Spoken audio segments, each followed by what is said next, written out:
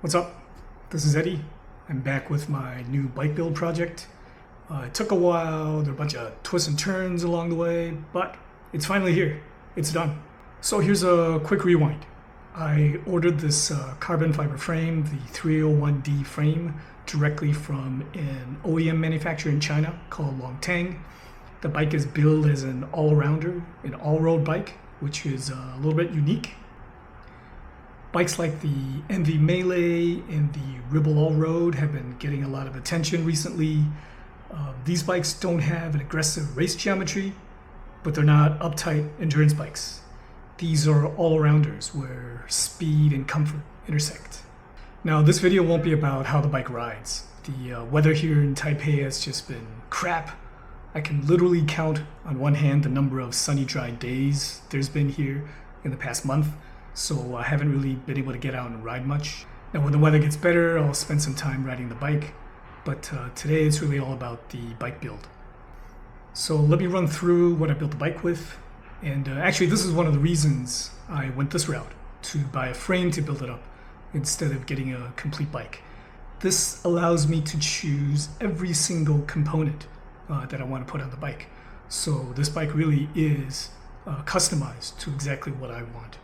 And one of the cool things about this is that you can choose where to spend and where not to spend. It's based on your own preference for what you think is important and what's not. And I love that flexibility about this customization process. So about the parts. Again, the carbon fiber frame is from the OEM manufacturer in China called Longteng. It came with a fork, headset, the saddle post, and rear and front axles, and the rear derailleur hanger.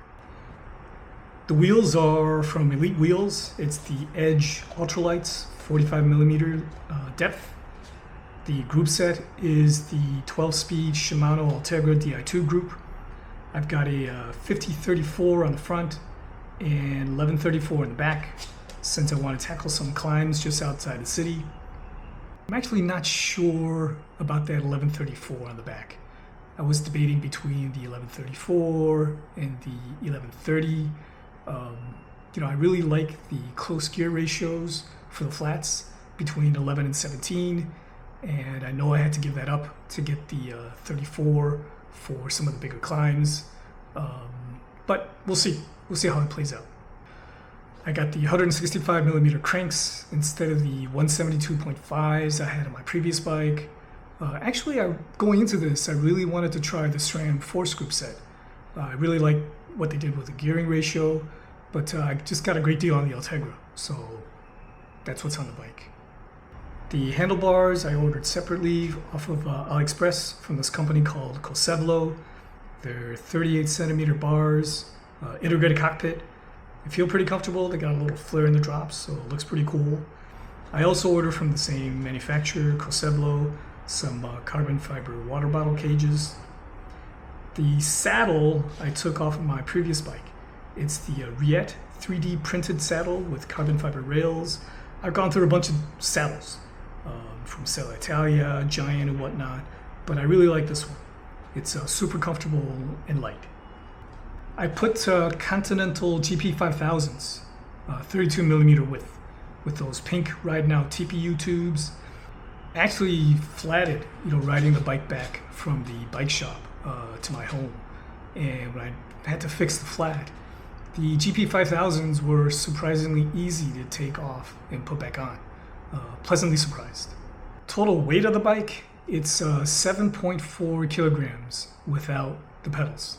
Now I got the Ultegra long axle pedals, so with pedals, all in, the bike weighs 7.67 kilograms. I'm pretty happy with the weight. I didn't go into this trying to build a weight weenie bike, and it's only 150 grams heavier versus my previous bike, despite the fact that I got deeper rims. So overall, pretty pleased. So let's talk about the build process. I didn't build the bike. I went to my local bike shop. There's a shop called the Online Bike Store here in Taipei. They actually have a physical store. They were very professional, very detail-oriented, and I would recommend them if you ever need a bike serviced here in Taipei.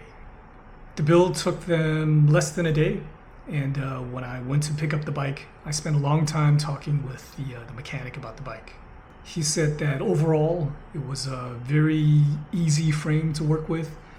He didn't have to face anything or drill any holes. Everything was true, nothing was out of alignment. The internals of the frame looked pretty clean from what he could tell. The bottom bracket fit was perfect, as you probably would expect from a T47 threaded bottom bracket. The seat post was also perfect. There was no slippage at all, which sometimes is a problem from what I could gather on some of these OEM frames that you order from China. But overall, he said that building up this bike was really no different from building up any other major brand bike. But there were some issues, and I think it's only fair that I point them out. Now, the first issues were around the finishing kit. When the frame was first sent out to me, it turns out that it was missing the seat post wedge and also that rubber cover that goes where the seat post meets the frame.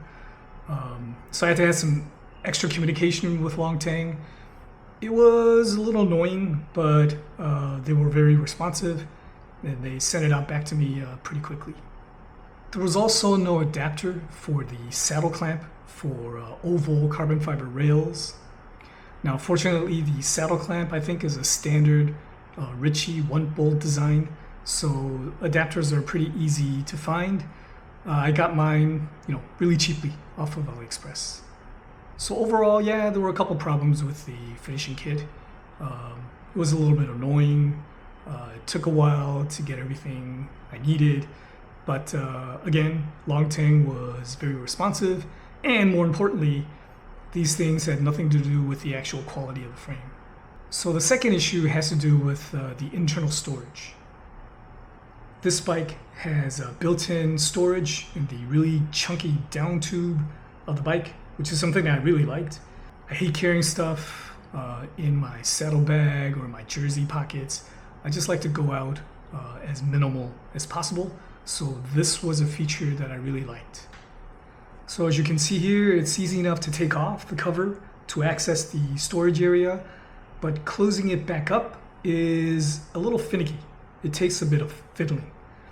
There's another user on the online forum mentioned that for him, his storage cover doesn't close properly.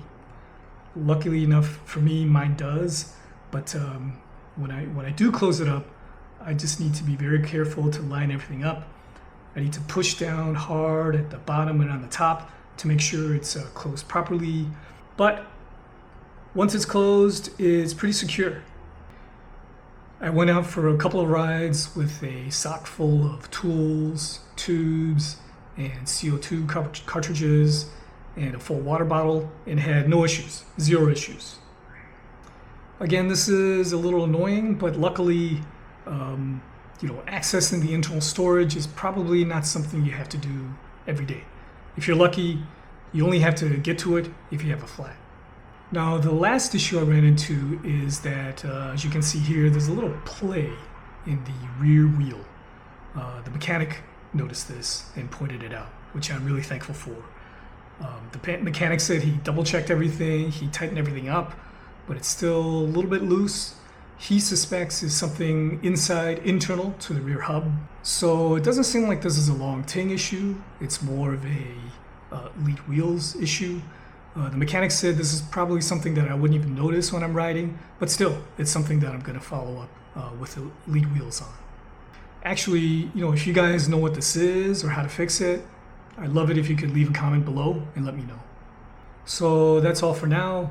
Overall, I'm very pleased with the bike as far as the quality of the frame and how it built up.